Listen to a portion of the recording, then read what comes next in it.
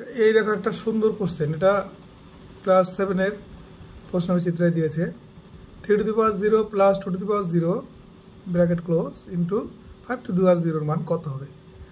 এর মান হবে কত বলো তো? এই এটা 2। কেন হবে সেটা একটু বলি, সেটা একটু বলে দিলাম কেমন হবে।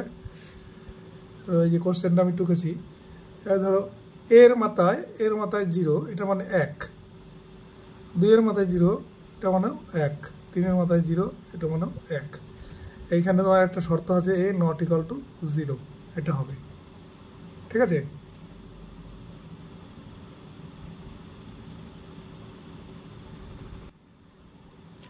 তাহলে এরকম পাওয়ারে যদি 0 হয় তার মান 1 হয়। কি করে হয় দেখো, সোজা করে বুঝিয়ে দিচ্ছি।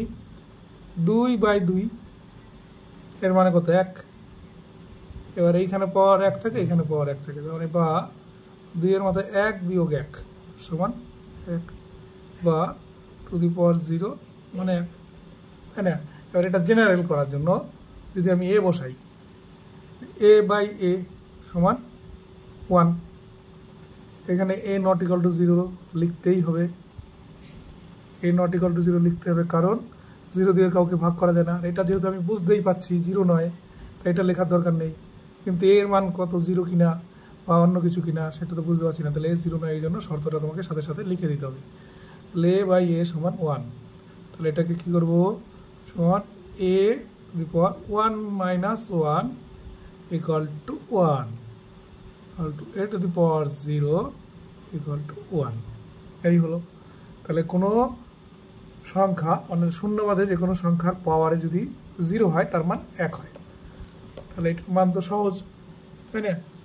তাহলে 3 to the power 0 plus 2 to the power 0 ব্র্যাকেটে ইন্টু 5 টু দি পাওয়ার 0 সমান, এটা 1 হবে, এটাও 1 হবে, আর গুণ 1 সমান, তাহলে এটা 2 গুণ 1 সমান 2 হয়ে গেল। এটা তো এমনি তোমার জানা থাকলে পরীক্ষার হলে ক্যালকুলেশন করার দরকার নেই, এমনি বুঝে যাবে। ঠিক আছে, এটা এইটুকুই থাক। ভিডিওটি ভালো লেগে থাকলে অবশ্যই লাইক, কমেন্ট, শেয়ার করে আমাদের সহযোগিতা করো। এতক্ষণ দেখার জন্য ধন্যবাদ।